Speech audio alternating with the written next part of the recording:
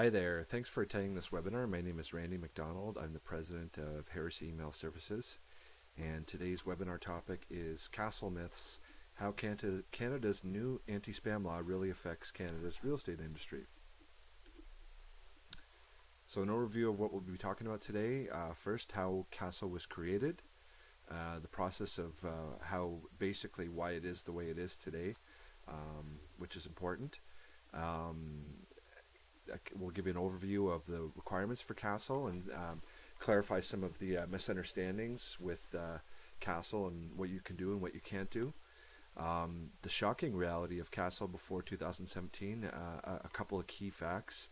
One in particular that you may not have known that is absolutely sort of changes everything about CASL and what you can do and can't do with it. Next, we'll be comparing traditional opt-in email marketing to what we advocate, which is opt-out email marketing, and basically show you why opt-out is so much better than the traditional sort of opt-in. And lastly, we'll be talking about inexpensively building your own CASL compliant email database for whichever purpose you need. Okay, so let's talk about how CASL was created. What we need to understand here first is what it's called. So CASL is an acronym for the Canadian Anti-Spam Law. It was once known as the Fighting Internet and Wireless Spam Act, or FISA, and it was also Bill C-28.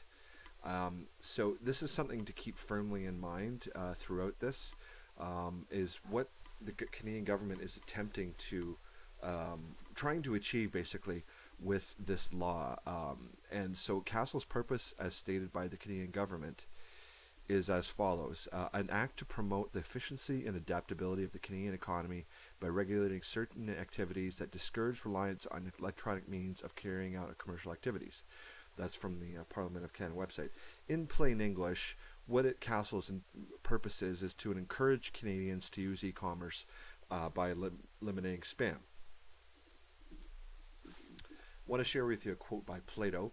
The beginning is the most important part of any work, especially in the case of a young and tender thing, for that is the time at which the character is being formed and the desired impression is more readily taken. And the reason I shared that quote with you is because what we have found from its inception, CASL was tainted by heavy influence from the myopic opt-in email is the only way mainstream email marketing industry. And as we'll see, they have basically made the law what it is today. So how CASL was created, it's actually been 8 years in the making. As I'm making this webinar in 2014. The first time talk came about with it was back in 2006.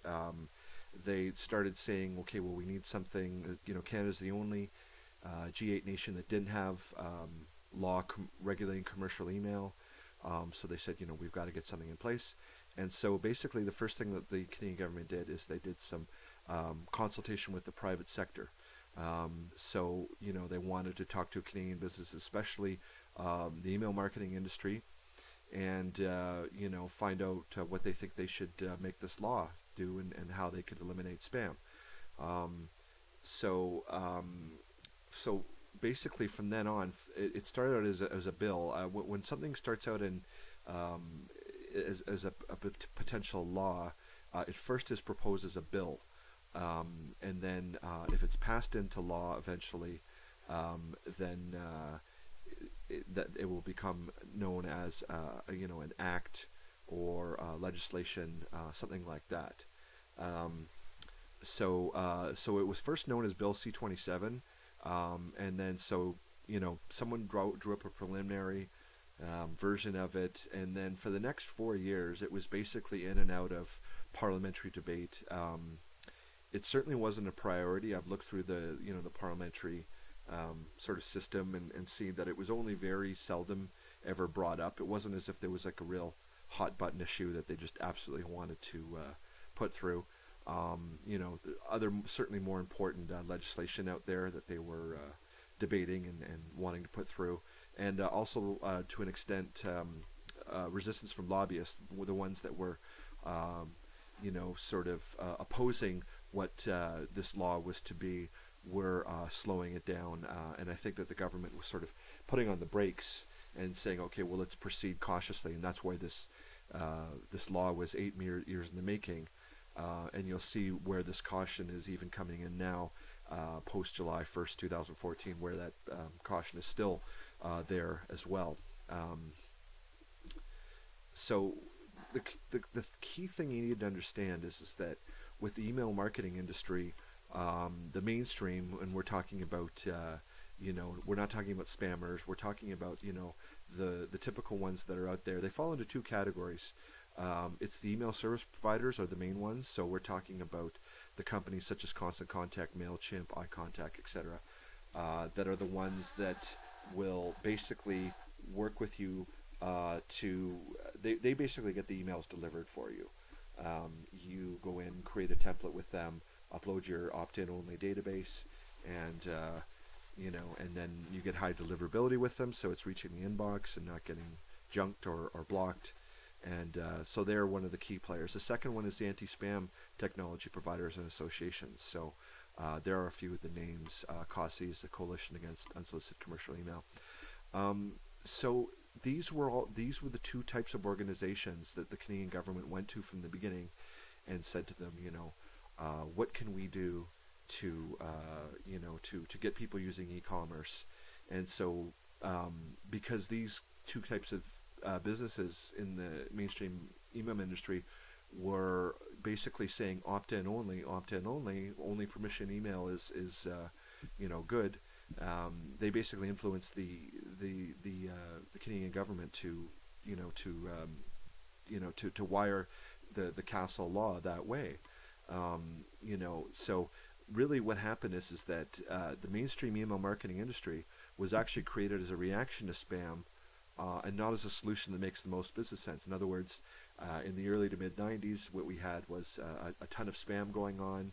The anti-spam technology was weak, and we were getting deluged, and so the email marketing industry came along and said, okay, well, because spam is such a problem, we're going to go to the exact opposite. And it was simply this, these two types of companies, email service providers, the anti-spam technology providers, basically were created as a reaction to spam. They were not a solution that makes the most business sense. Another quote I'll share with you here, extremes are ever neighbors, 'tis a step from one to the other. So what I'm saying here basically is one extreme soon brings about the other opposite extreme. So what happened as I said, with the email marketing industry when it started out, is that it was all spam, and then when a mainstream industry was formed, a quote legitimate one, they just did the opposite and said, okay, well, and their view, the mainstream commercial email marketing industry's deeply rooted, unwavering view, is spam is a big problem. All unsolicited commercial email is bad. Therefore, only the opposite, i.e. permission-based email, can be good. Everything else is bad, illegal, shameful, immoral, unethical, unpractical, ineffective, and will give you dandruff and a hangover. Maybe not those last two things, but you can sense the bias and the lopsidedness and myopic view of these people, and just talking to them. And I've had many associations with them, and the sad reality is that none of them have ever actually tried the type of marketing that we'll talk about later, which is basically targeted mass opt-out email rather than purely opt-in email. But they'll still make you believe that their way is the only way, and and everything else is bad. And it's simply not true. We know that from experience, much experience, that that's the case. So anyways, they kicked this thing around in Parliament for about 3 years, until about December 30th of 2009, and that's when it basically died, because it wasn't passed in time. A new legislation came in, and so it basically reset the law back considerably. So they had to reintroduce a new bill. It became Bill C-27 became Bill C-28, and it became renamed CASL. So there was more work there done.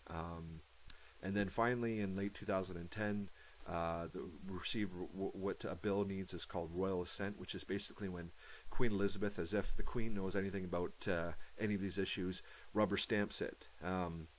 So that would basically sent it on its way to finally being created and becoming a law rather than just a proposed law.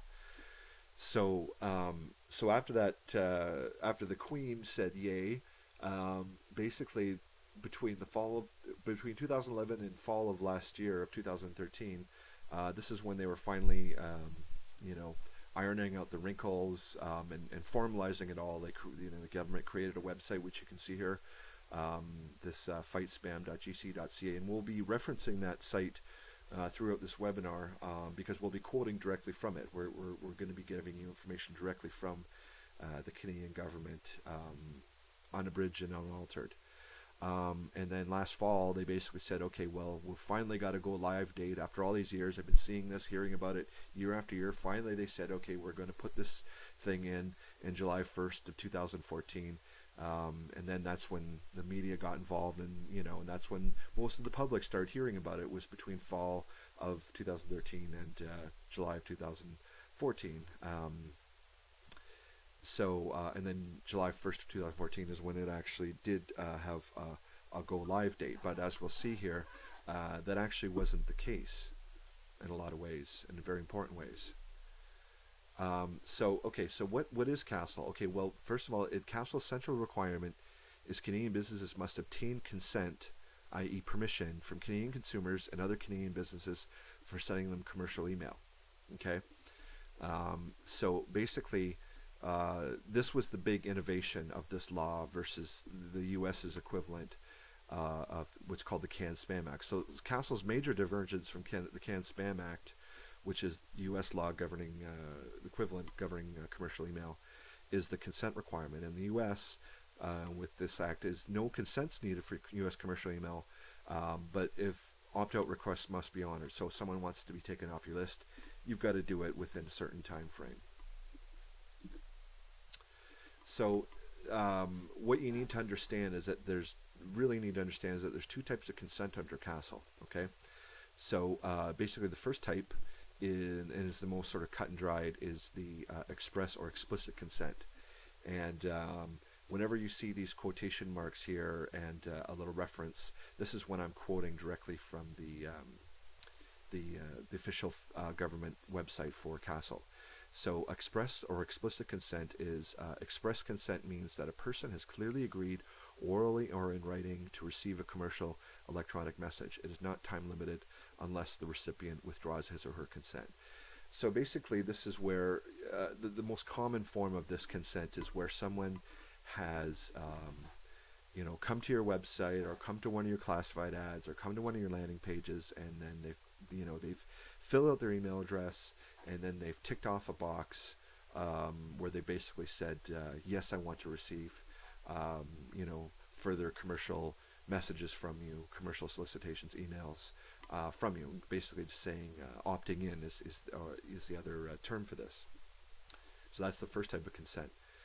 The second type of consent, and this is where most people don't understand, is what's known as complied consent. And there's actually 4 types of implied consent. Okay, so the first type that the Canadian government has defined is what's called conspicuous publication. The information is published, the contact information is published in plain sight, for example, on a website or in a trade magazine. Okay, so basically what it's saying is that when you have published your contact information for commercial purposes on the web, if you have, whatever form it might take, it's fair game. So conspicuous publication can fall into any of these categories here. It could be online directories from industry associations.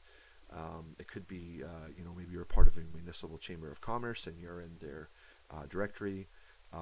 You could be a company directory of the company you work for. Some of the large residential real estate companies will, freely put their agents' contact information out there. Their phone number, their email address, and so forth. It could also be an online classified site. For instance, if it's Craigslist or Kijiji, And really, it's any web page out there that has your contact information on that. I mean, if you've put it out there intentionally for some commercial purposes, it falls under the conspicuous publication. So, such contact information is considered actually fair game under CASL if you email such people. The second type is similar. It's basically, I'll read it off here. It's when information has been disclosed to you. So the information, contact information is given to you. For example, people give you their business card or address. So if people have, again, this term conspicuously publish their email, their address, or give it to you, then you have implied consent to send the messages related to their work. Okay, and that's a key thing here. This message related to their work. These are valuable forms of implied consent for business-to-business marketing, since they allow cold calling, in other words, unsolicited email, but only if the address was acquired legitimately and the message is relevant to the recipient. So basically what this is saying is that under this part is that, and I believe it applies to this as well, the conspicuous publication, is that, if someone has put their contact information out there, that if you are going to be sending them unsolicited emails, that has to be relevant to the recipient, which is basically not spam. It's where you're targeting your prospects. So for instance, if you have found a real estate investor advertising, say, one of their rental properties online, and they're trying to find a renter, then you get their email address. Well, if you sent them information about, say, if you're a real estate agent and you're sending them information about properties that you are selling, then obviously that would be relevant, and that would fall under the implied consent category. So as long as your message is directly relevant, the question of relevancy is a little bit gray right now, but you'll be on the safe side of CASL if you are doing something that's very targeted, very focused, so that you're not just emailing anyone and everyone like you would if you were a spammer, but rather that you are picking your battles, sort of thing, and only going after the prospects that are most likely to buy your product. The more you do that, the less problems that you will potentially have with running afoul of CASL. So the third type of implied consent is where you have a basically existing business relationship. So this is your clientele, your past clients. So the person has made a transaction, an inquiry, an application, or a written contract for the purchase or barter of goods, products, goods, or services. And then lastly, fourth type of implied consent is where you have an existing non-business relationship. So the person is a member of your organization or has provided volunteer work or donation or a gift. So, someone that you have some sort of, contact with, some sort of business contact with, whether it's a customer or someone that you haven't done necessarily business with, but is a business associate of yours. All of these are considered implied consent and legitimate under CASL for you to continue mailing them, even if you don't have explicit permission for them to do so. Okay, so for how long can I email my database? Well, with the express or explicit consent, it's not time limited. There is no time limit. It's basically, it lasts until the person withdraws their consent. So if someone has opted into your database, you don't have to stop mailing them until they ask to be taken off your list. It's a for life contract that is only withdrawn by them saying they don't want your emailings anymore. Now, as far as how long can you email my database under the implied consent, this is, I think, one of these areas that is causing waves with certain industries, especially the real estate. Implied consent, it is typically a period of 2 years after the events that starts the relationship, e.g. purchase of a good. For subscriptions or memberships, the period starts on the day the relationship ends. So basically what it's saying is that if you do business today, if I do business with you today, that I can email you with the complied consent for up to 2 years if I don't have your formal express consent to do so. Where this is definitely going to run afoul is the industries where it's not, say, consumable items like food or beverages or things that you typically buy on a regular basis, groceries, gas, just things that you're commonly buying on a weekly or daily basis, coffee. Um, the industry such as real estate, for instance, where obviously people aren't buying a home or selling a home every 2 years. It could be every 5 years. It could be every 10 years. It could be every 20 years. Certainly, the implied consent to say that I can't contact my past clients if I haven't done business with them in 2 years is certainly a big problem for the real estate business because of the much longer sales cycle involved with with these types of products and services that are sold. So I can't see a lot of real estate agents really you know this is not good for them, and if the Canadian government is really going to hold them to this, it's going to be a huge problem for a very important industry. And this is just one thing of where you're seeing the influence of the email marketing industry, the opt-in only crowd, that they've wired this law in such just ways that are just not they're just not practical business wise. They don't make sense from a business level, and we'll see that more as we go along here. So another very, very common question: did my current subscribers need to opt in again before July 1st, 2014 for me to legally email them after July 1st, 2014? No. This is the most common misconception about CASL. I'll quote here verbatim from this is actually the homepage for the Fight Spam CASL site for the Canadian government. Myth equals pre-CASL express consent is invalid. The fact is that express consent received before July 1st, 2014 remains valid. It does not expire until the recipient withdraws it. So, in simpler terms, you don't need to have people opt in again. If you've already got them on your mailing list, you can keep mailing them. You don't have to get them to opt in again. It's not as if it expired after July 1st. Once you've got it for life until they withdraw it. So, if you're one of these companies that has been wondering, can I mail my database? Just take the database that you had before July 1st and mail the whole thing, less the unsubscribes, and you'll be fine. Does CASL apply to companies outside of Canada? No. CASL only applies to Canadian businesses or individuals sending commercial email to their fellow Canadians. CASL does not apply to Canadian businesses sending commercial email to prospects located outside of Canada, nor does CASL apply to non-Canadian companies sending emails to Canadians. So basically, here's a quote again from the Fight Spam website. Does CASL also apply to my business practice outside of Canada? If you are marketing in other countries, you need to comply with their laws.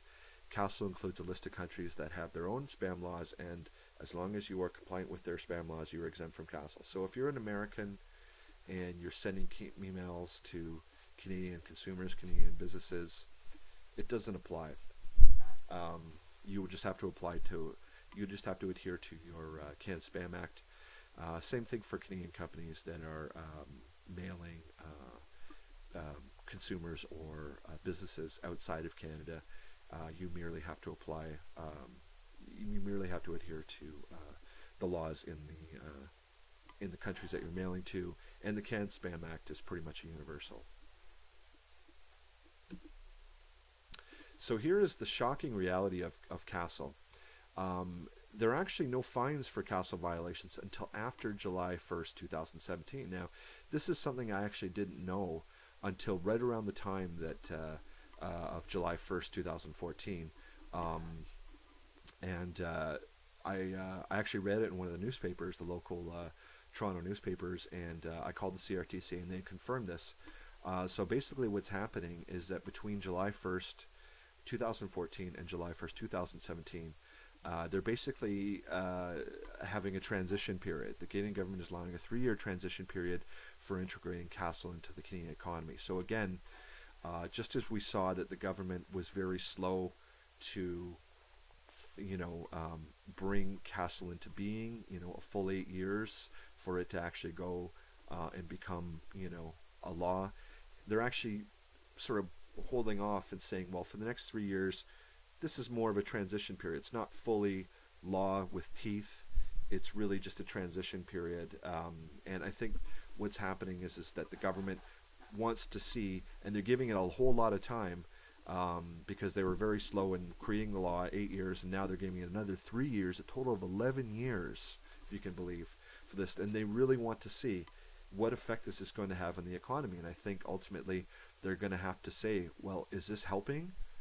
To what extent is this helping, and to what extent is this hurting the the Canadian economy, and getting people to use e-commerce, which is the original intention of this law. And I think ultimately they're going to, as we'll see in a few minutes, of why reasons of is that it's actually doing more to hurt the Canadian economy and hurt Canadian businesses' confidence in using commercial email than help. So this is a quote from the website, the CASL website. Myth: I won't be able to use my email or my current email list to promote my current products or services. Fact: you can continue to use email if you have express or implied consent from recipients. During the 36-month transition period, i.e. until July 1st, 2017, you can continue to use your current email list if you have previously provided your products or services to them and they haven't told you to stop. So basically it's saying that the law is no law until July 2017, 1st, 2017. Where it isn't going to be a restriction, though, is that basically if you don't fall under the implied consent category, then technically you are in violation of CASL, but there's no fines for the first 3 years. So really it's a law without being a law, and it's really more, in my view, a practice run, a trial run. The Canadian government has not really made it very clear that this is a trial run. They've sort of, for the people that have dug deep enough and have really read into this, it's sort of like wink wink, nudge nudge. This is a 3-year transition, and it's sort of like nothing's really happening for the first 3 years, but they wanted to see well, what is the we want the public to believe that it is enforced, and that it is in place, and that it is being enforced, and that there are all fines, and they want to see what is the Canadian what's the reaction of the Canadian economy, how are Canadian businesses handling this, what's the effect. And that's, I think, why there's this 3-year transition, and they're going to watch very carefully and see what happens. And then after the 3 years, I think they're going to possibly change, very possibly, almost certainly change their stance on how they're doing this. So after July 1st, 2017, you will need to have explicit consent to send commercial emails to anyone in Canada. The implied consent category will no longer apply. It will basically cease to be a form of consent. It will no longer be applicable. And then after, opt-in email will be the only legal form of commercial email solicitation allowed after July 1st, 2017.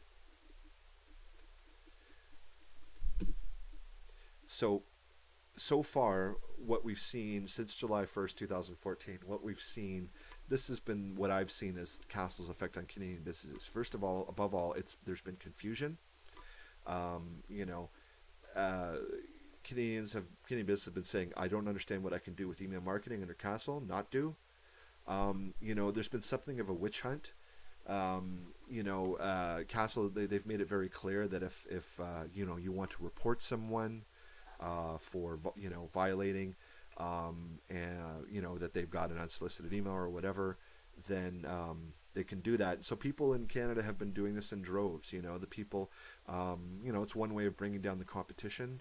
Whatever. I mean, I think anyone that, personally, I think anyone that would report someone, take the time to report someone because they got an email that they didn't like, is really kind of a loser, kind of an idiot. I would never report anyone personally for this. That would be tantamount to supporting this law, which I don't. But anyways, the CRTC has actually received 100,000, if you can believe, CASL violation reports between July and September 2014, which is pretty ridiculous. If the government is going to put the manpower in there to investigate these and to crack down, it's really pretty absurd. I have yet to actually hear or read about anyone in the first 4 months of having anything, any sort of slap on the wrist or letter or warning or call or anything like that from the CRTC. Not even my business, where we have been CSL compliant. We've been just doing the implied consent. But anyway, so there's also a lot of fear out there because a lot of businesses are still they don't want to risk. They still think that July 1st, oh well, CASL's in full effect, even though it actually isn't. And they're saying, well, oh man, there's these huge fines, up to $1 million, multi-million dollars for violating this, so because they don't understand requirements, with this, the fear and the confusion, it's really yielding paralysis, because I think Canadian businesses are just saying, I better not use commercial email at all. I better just, better safe than sorry. Let's find some other way of promoting our business. So really, this is what we can thank the Canadian government ultimately for. The original intention is us more people using e-commerce, and instead this is just the result in just the first 4 months. It's pretty sad, actually. So again, CASL's purpose, an act to promote e-commerce, and so my contention is that CASL has already done a great deal to discourage Canadian businesses from using email marketing, a critically important part of e-commerce, obviously. I want to remind people, a lot of people may not know about this, but the CRTC has, basically gotten into areas that they had no business in before, and have, basically screwed things up before in a big way, and just made themselves look completely irrelevant. Back in, especially when they called Bryan Adams' music un-Canadian. So back in 1991, the CRTC declared the Canadian-born musician Bryan Adams' hugely successful CD, Waking Up the Neighbors, they declared it un-Canadian because Adams co-wrote the music with the British music producer Mutt Lange, and he also recorded it in England. So this basically, the CRTC came out and said, Bryan Adams' music is un-Canadian, and I think what this meant, I'm not an expert by any means on the music industry, but I think what this ultimately meant for Adams was that this meant much less radio play and less royalties, therefore, for Adams, because every time a musician gets their music played on the radio, they make money for each time. And so, since the CRTC mandates Canadian radio stations play 30% Canadian content from Canadian musicians, that ensures Canadian artists get lots of airplay. And I think the concern is that, well, Adams, because he was declared un-Canadian, that particular CD, which was a big blockbuster CD, it had some really well-known hits, that he would get less airplay, and that he would therefore make less money. So it was a decision that actually would have financial repercussions for him. So Adams actually publicly criticized the CRTC rules, and then he called the CRTC a disgrace, a shame, stupidity. You'd never hear Elton John being declared un-British. It's time to abolish the CRTC, and I think, especially now where these government organizations have basically been duped by the commercial email industry, and it's understandable, because these people seem like they're the authority on these things, and they really aren't. And they were the ones that influenced the CRTC to make email permission only, which is ridiculous. And and so now they're stepping up their game and getting into areas that are much more significant than simply calling one artist un-Canadian. In this situation, the CRTC did back down due to public pressure, no doubt, and changed the rules to accommodate artists like Adams.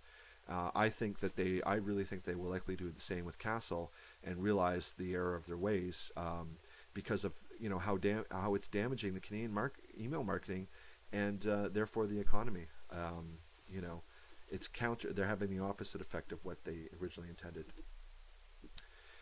So let's talk about the crux of the matter here: opt-in versus opt-out email marketing, and why we're such staunch advocates of opt-out over opt-in. Okay, so basically, what opt-in email marketing is when you build a database of people that have, find your other advertising and sign up for your mailing list.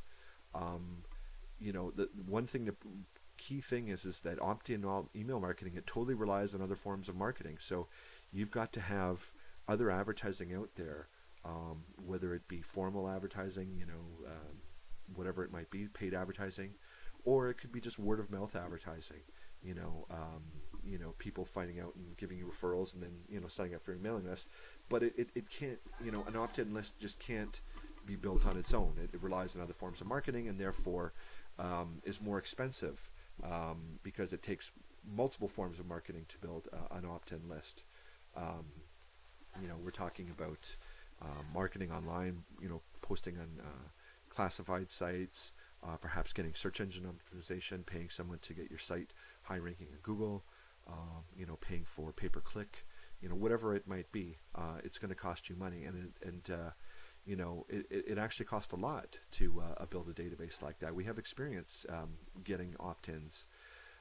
So a person must either find your advertising, which is called pull marketing. It's where you're pulling someone in, so it's more of the passive marketing, like where people find you.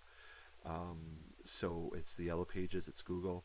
Or you have the second type of advertising where the advertising finds them, and that's the more sort of active push marketing, such as print flyers, billboards, and opt-in email. So and certainly email marketing, when it's done opt-out wise, is certainly a form of push marketing, because you're pushing lots of messages out there and getting it out there to people that otherwise aren't necessarily looking for you.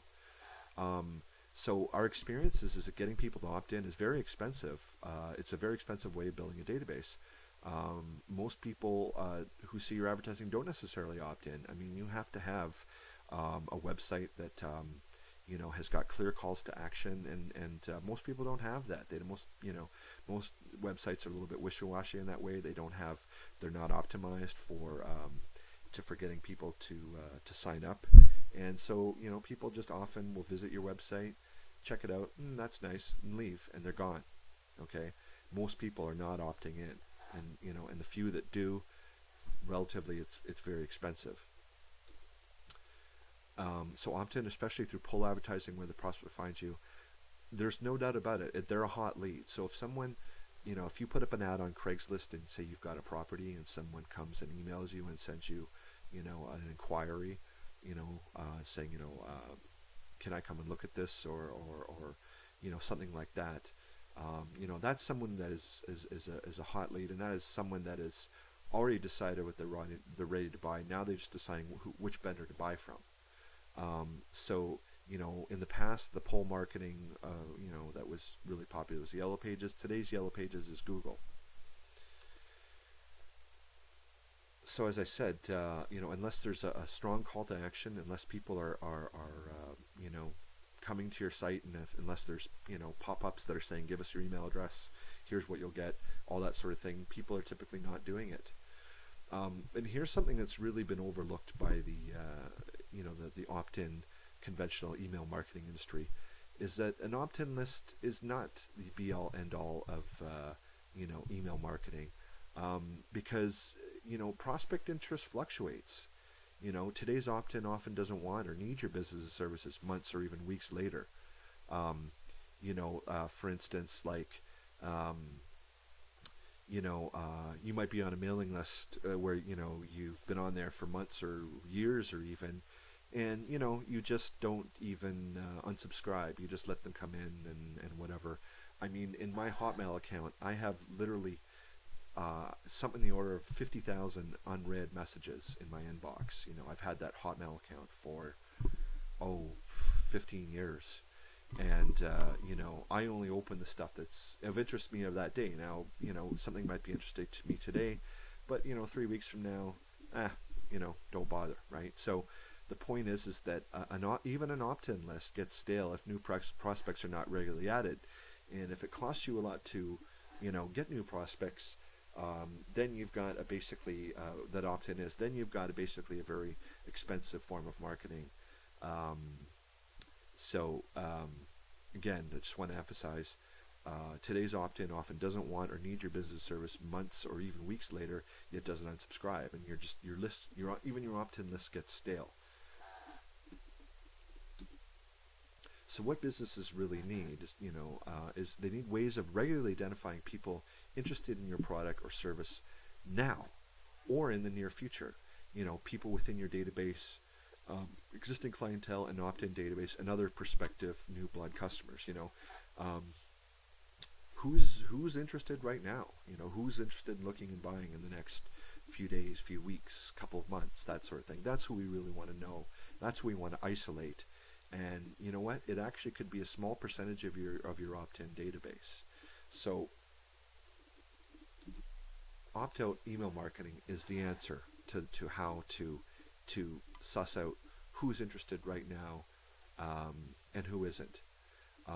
It's the best way of building a database, opt-out email marketing. You're building a much larger list of targeted prospects than a traditional opt-in, and built via using other non-email advertising, and for far less expense. You're hitting a large targeted list, and the way that you're looking at who's interested is you're hitting a large list that you've acquired in some fashion, and then you're monitoring the open and click activity, and that gauges the interest amongst a large group of prospects. And they're giving you strong indications on who is interested in buying your products now or soon. So basically what you're doing is you're sending to a large list of people, and then you're looking at who's opening the email and who's clicking it. That's all you're really interested in, okay? And that can vary from time to time depending on when you sent to the list.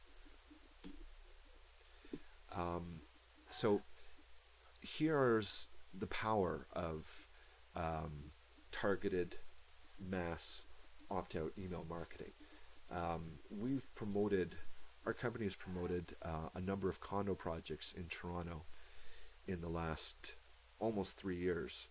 And these are just a few of them, but it really serves to highlight the power of targeted opt-out email marketing. So what you see here in this column is, and keeping in mind this was all done before July 1st, 2014, but basically we were hitting a list of people that we knew were in Canada, and it was over 1 million people, okay?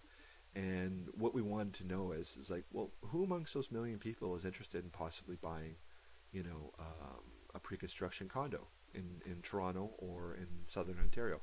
So each of these projects, what you see these numbers here are actually the number of people that opened amongst our Canada list. And you can see some of the numbers are quite high. I mean, this one was very successful. But you can see a pattern here of a large number of opens for these projects. And then this is the number of people that opened. This is the total number that opened. Okay, so you can see here some of them, there was multiple opens. So here, there was a lot more than that. So you can actually get lists of the total number of openers, and you can actually narrow it down even further. So you can say, okay, here's the people that open the most, and here's the people that click the most, and these are the most engaged prospects. And certainly when you send out an email blast and you've got 28,000 people who are at least somewhat interested to some degree. I mean, people, I don't know about you, but if I see an email that doesn't interest me based on the subject line, I don't open it. I'll, if it comes to my Hotmail account, I'll just delete it, or just actually leave it there. If it comes to my business account, I'll just delete it, without even opening it. So opening it is actually what I call a soft opt-in. It's a way that people that can indicate their interest in that project, and if they haven't unsubscribed, then there is certainly a chance that they are somewhat engaged. And you can tell the ones that are more engaged than others by looking at their behavior. Have they opened the email multiple times? Have they clicked multiple links? This is where you start getting a list of prospects, and this is where you can get the most live sort of opt-in list that you can possibly get. So what our experience is that in doing opt-out email marketing is that when you email a list of people that fall under the implied consent category, someone that's a targeted prospect. In our case, what we found is that really the only people that are interested in buying a condo as an investment in Ontario are people in Ontario. So what we found in the past is that when we are hitting, say, an Ontario list for that, the open rates that we're getting on a mailing to a large list are anywhere from about 2 to 10%, depending on how targeted the list is. However, what we found is that when we send a second email to a list of people that have opened the first email, we're getting 25, even as high as 70% open rates on a second mailing to prospects who recently opened a first mailing. And really, these are actually the same or higher open rates as a formal express opt-in database, which is proof positive to me that this is a valid way of building an opt-in list. So let me give you an example of how this might play out. Okay, so let's say, for instance, you're offering a product or service to real estate agents. Okay, so in Canada, there's around 100,000 registered residential real estate agents. Okay, so we have basically that whole database for Canada. So if you were to do a targeted mailing to them, conservatively, you're going to see an open rate of about 4%. Okay, so that's around 4,000 realtors. Okay, but if you did a second mailing to just those 4,000 realtors who opened the first mailing, what you're going to see is quite a high open rate. You're going to see something in the range of, as we said back here, you're going to see something in the range of 35%, 25 to 70%, 25 in the low end, 70% in the high end. Let's just say 35%, okay? Somewhat conservative. So that's still 1,400 realtors out of 35% of 4,000 is 1,400. You're going to find these are your this is like your opt-in list right now. This, you could take that whole list of 4,000, and just work that list. But if you really wanted to sort of drill down and say, okay, well, these are the people that are more apt to buy our product or service, the people that have opened 2 mailings, then these 1,400s are kind of at the top of your list.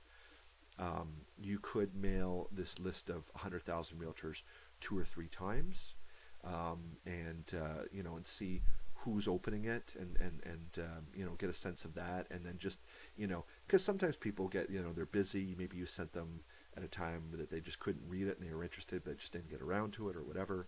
So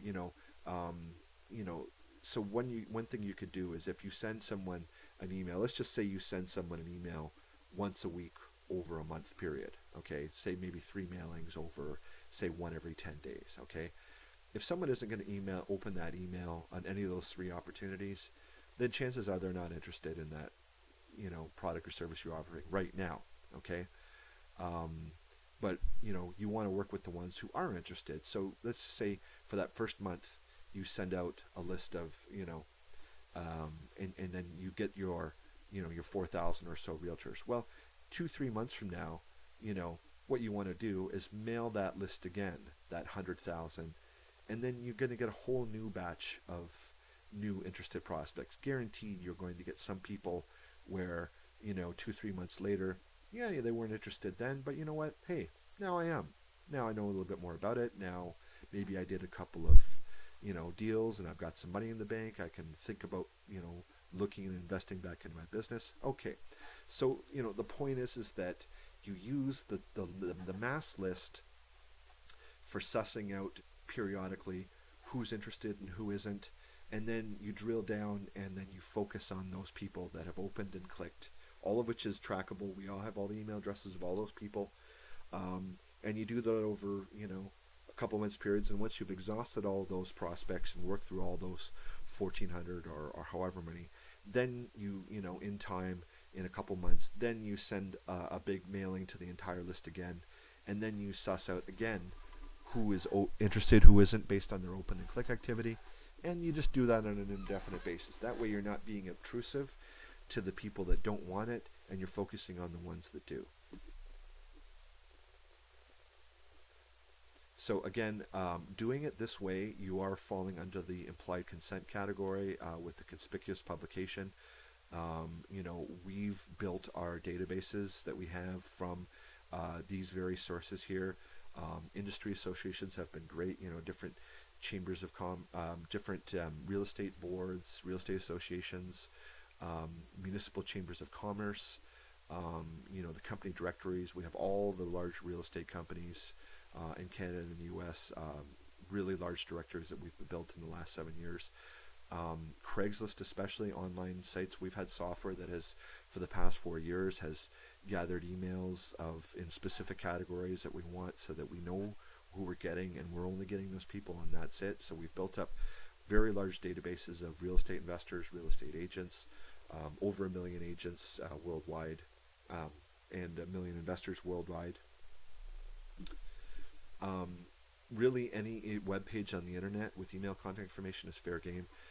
You'd actually be amazed at how much search engines index everything. I mean, Google has got to be the most comprehensive resource of information the world has ever seen. They have little thing called bots or spiders, and they spider the web, and are continually looking for new pages, 24 hours a day, 7 days a week, 365 days a year, all the time. And they have a knack for finding things. And if you are out there and your website is out there and you have any sort of, link to something out there, whatever it might be, they're going to find you at some point. The only things that don't get indexed on Google are things where you go to Google and say, don't index this, corporate intranets, things like that. I've found just the most amazing sources of information, where companies that have had, PDFs, Word documents, Excel spreadsheets, things floating around on their website that is supposed to be hidden, yet Google picks up on it and index it, and it's there for you to see, and you can download it, and they even cache stuff. I mean, Google is just an absolute treasure trove for contact information of any kind, whether it be email address or otherwise. So all this is fair game under the conspicuous publication implied consent category. What we do advocate certainly is not indiscriminate information gathering, and we don't advocate what spammers have done in the past, where they basically have software that goes out into the web and just grabs any email address they can find, and then just blast them out. And really, that's just an abuse of technology. We agree insofar of that with the the powers that be in the email world and with CASL, that we don't agree with indiscriminate mass email marketing. What we do advocate is very discriminating yet mass email marketing, and the two terms are not contradictory. And when they say if the address was acquired legitimately, what that basically means is that they don't want you using software that will basically grab email addresses off the web that are from anywhere, from anyone, and just be used for targeting for marketing some mass consumption product that you typically see in your junk mail folder. That's what they don't want. Okay, but however, you can go out there and find lots of email addresses, manually, and do it in a responsible way, of the types of businesses that or consumers that are relevant to your business, where it is a fit, where it is CASL compliant under the applied consent, and you can do that. We've built many large databases this way over the years, and they're available in some cases to you by working with us, or here we're going to show you in a minute how to build your own. Basically, one of the ways that you can build your own databases is by using online classified sites. So you look for indications in classified ads of prospective customers buying now or soon, because that's really ultimately what you want. Who's going to buy my product or service soon? That's what I want to know. So for instance, with realtors, there are creative ways of finding home buyers or sellers that most, if not none of your direct competitors are doing. If you are a resale agent, look for ads where people are advertising moving sale. You can go and look on Craigslist and see this, people advertising using those keywords, and you can strike up conversations with them and find out, and say, hey, where are you moving to? Are you thinking of buying a home? And getting yourself some potential listings. Same thing with a yard sale or estate sale. It's a very good indication of someone that's moving soon as well. Garage sales, we all know that spring cleaning, people have garage sales before they move, get rid of all the junk so they don't have to take it with them. And that's often someone that's going to be moving soon, so that can be a great candidate. Also, you also find a lot of FSBO ads or for sale by owner ads on the Craigslist and so forth, and renter ads as well. Maybe someone is renting, and especially if there's someone that's offering and saying, hey, I want to rent a high ticket, I'm willing to pay a sizable amount for rent, say over $1,500 or $2,000. Maybe there's someone that could qualify and be, maybe you've created something out of nothing, where you've helped someone realize that they can actually buy a home and that they don't have to rent it more, and then you can work with them. So there's plenty of ways of digging up prospects for your business through classified sites, whether it's finding classified sites of people that are giving you indications that they are prospects for your business, or you can also suss them out to an extent by posting your own classified sites and getting them to identify themselves as well. So that's it for our webinar. Thanks for attending, and if you'd like to know more about us, visit our website at harrisemail.com. Thanks for watching. Have a great day.